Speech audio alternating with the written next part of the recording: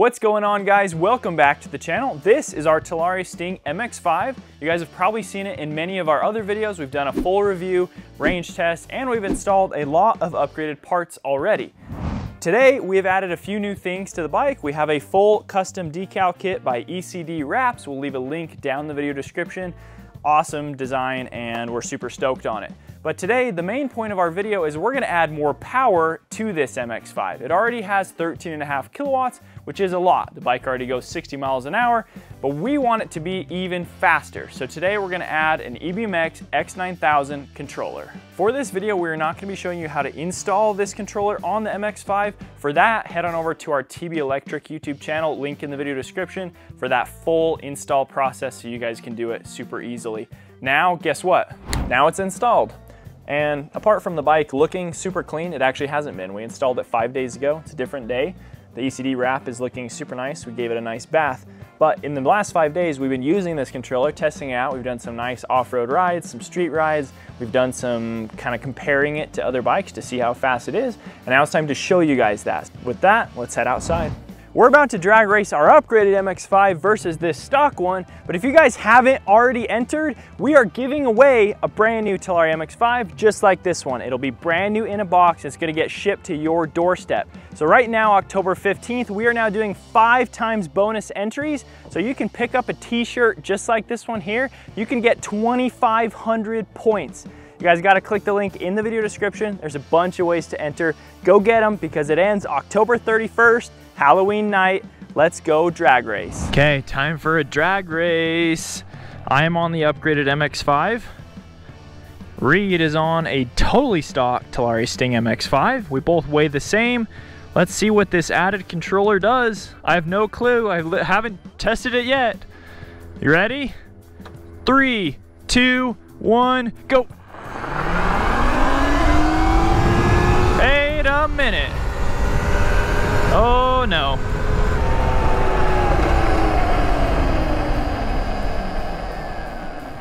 I'm on the upgraded MX-5. Reed's on stock. Weigh the same. Here we go. 3, 2, 1, go.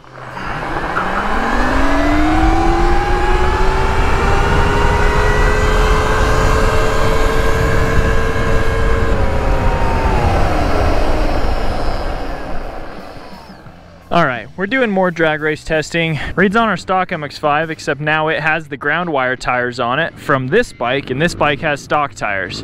3, 2, 1, go. Okay, okay. And there he goes.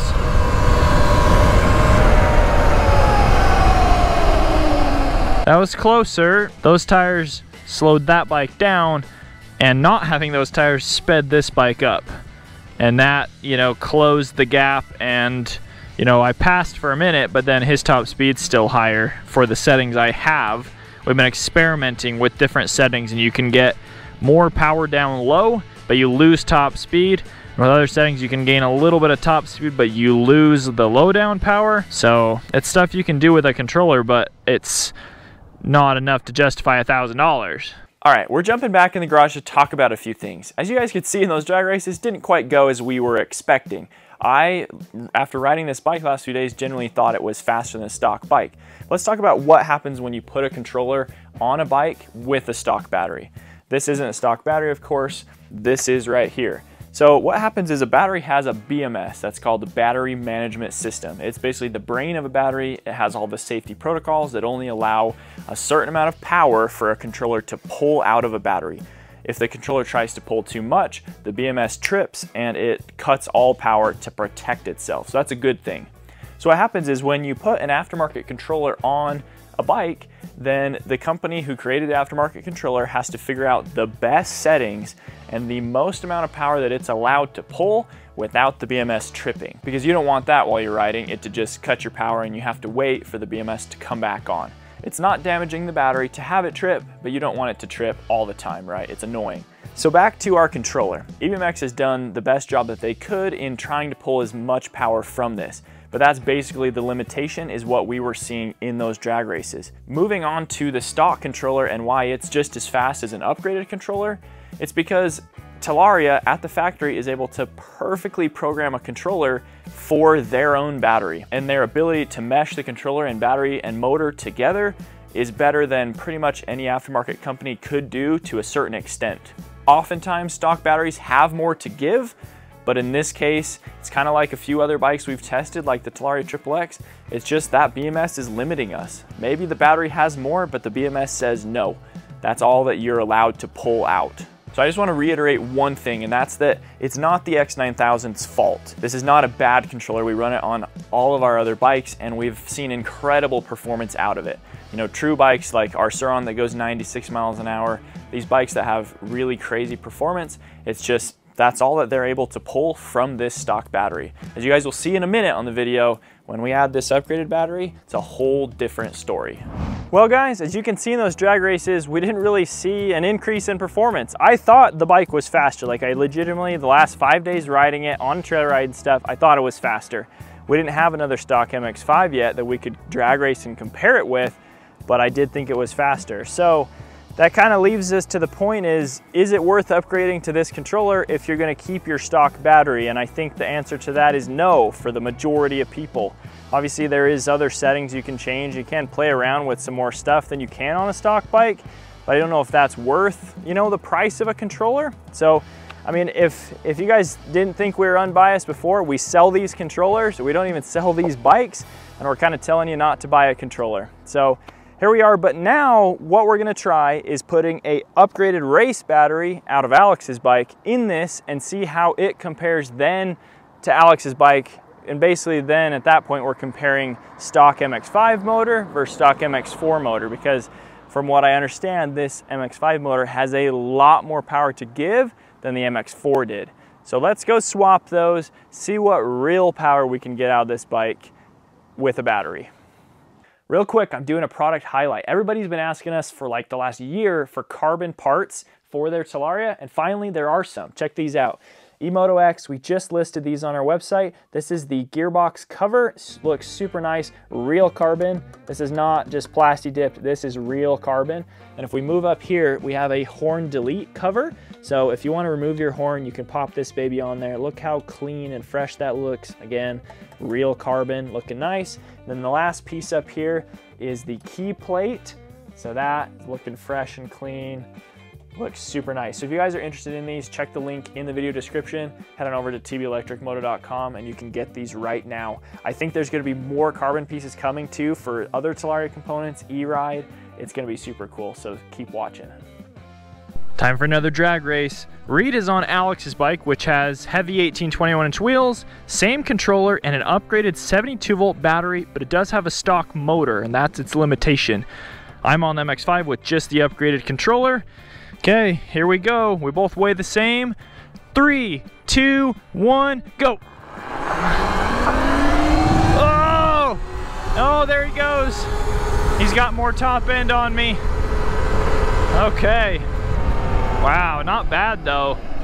So we have a lot of the same low end power, you know, up to probably 40 miles an hour. That's impressive. That's pretty close. To be fair, that bike does have drastically heavier wheels and tires, and that does make a pretty big difference. But still, this is impressive for no upgraded battery. Okay guys, we hot swapped the eBMX race battery into that bike. We got the power cranked up, and as far as we can tell, it's way faster. So now we're comparing basically stock MX-5 motor to stock MX-4 motor, same controller, same battery. With bigger tires. Yeah, I do have 1821s and bigger tires, so that will play a difference, but I don't think it's gonna matter. 3, 2, 1, go. Oh my gosh, he's gone.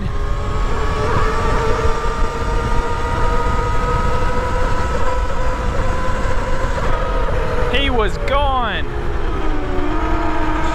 Not even close. Dang, that MX-5 motor is capable. Smoked you. Yeah, you smoked me. This thing's quick. That motor is by far the most capable stock motor we've ridden. I hit 64 and I was still pulling. 64 and it was still pulling. And when we've got our speed completely accurate on that display. We got our gear ratio and our wheel size set up. Okay, now I moved to the upgraded MX-5. Reed's on his upgraded MX-4. He has the same battery. He has an upgraded Soshin motor, which is capable of about 25 kilowatts, and then a Ventus 1 controller. 3, 2, 1, go. Not bad.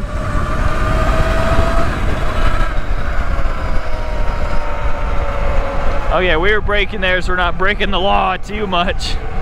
But dang.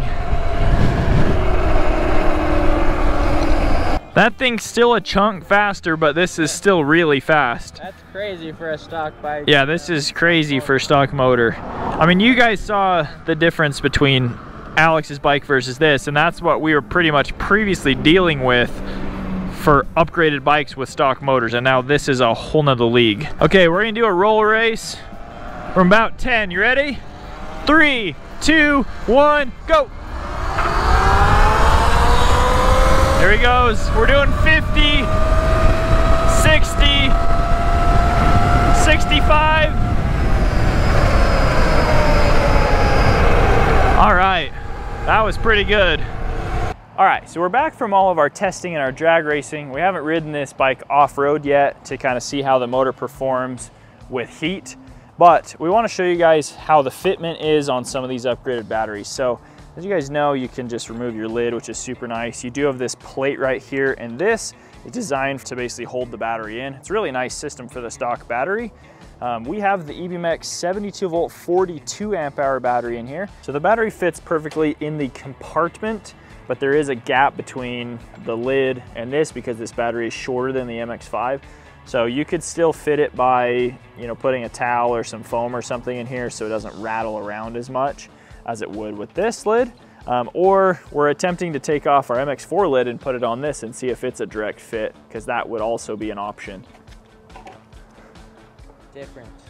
Different. See, I thought that these pieces were different. Reed didn't think so, so we pulled the lid off. But as you can see, it's not the same. All right, we screwed on an MX-4 lid. It does not latch. You need a longer latch, and it also just doesn't really fit right. But now for fun, we're gonna try to put this on an MX-4 and see what happens. As he's putting this on, everybody's wondering if they can purchase this lid, put it on here because of the quick release mechanism, and so that you can fit a taller aftermarket battery in your MX-4. But I don't really think that's gonna work based on our testing. It just doesn't fit right, and you're never gonna know if it's gonna fit perfectly. So that does work, but is loose. And then you still have to flops do around. modifications to make the 80 volt battery fit. Yeah, you still have to modify that, so it's not really a viable option. I would just recommend using the battery riser lid that is supposed to come with your upgraded battery. We also have an EBMX 80 volt 45 amp hour battery out of my Sur-Ron, and we did attempt to put that in. It does fit in the compartment, and it does fit with the lid very tightly. If you remove this piece and add some spacers to this to extend it down just a hair, we'll flash some pictures on screen that we took when we had the spacers on there and show how the lid looks and how it fits. But you can fit this taller 80 volt battery in there. Well guys, that's gonna wrap up this video. It was a little sporadic and it didn't go the way I expected it to go. Obviously adding a controller to a brand new bike, you never really know what you're gonna fully expect. And it was just as fast as stock, but that doesn't make it worth $1,000 in my opinion. While we weren't super impressed with the added performance that the controller adds to the bike, we were very impressed with what happens to the stock motor when you do an upgraded battery. It really performs so much better than any other stock motor we've tried. As you guys could see when we tested it against Alex's bike, same battery, same controller, different motor, very impressive. That being said though, I think that it's only a very small group of people that are gonna feel like it's worth spending $1,000 on a controller and $2,000 on a battery to get that added performance. You're not even necessarily getting very much more range for this size battery that we put in here today. I think that just goes to show how good the stock MX-5 is, and really you can do a pretty freaking sweet build without having to add any power components and just do, smaller things, customize the bike, make it look cool, make it ride better, be more comfortable. And before I end this video, I have to throw it out there again. You guys got to enter to win the MX-5 that we're giving away. It'll be a brand new bike shipped to your doorstep. All entries after today, October 15th, are 5 times. So if you buy a shirt like this, you're getting 2,500 entries. Get entered now. Hopefully you will win. Giveaway ends October 31st. Catch you next video. See ya. We are going to the eMotocross World Championships this October 19th in Taft, California. If you guys are interested in coming, it is a eMoto only event, which is super cool. So there'll be a bunch of eMoto classes for motocross. You guys can come race. You can check out all the booths. There will be a ton of eMoto dealers and vendors there. You can meet us, check out our bikes. If you guys are interested in coming, check out all the info in the video description.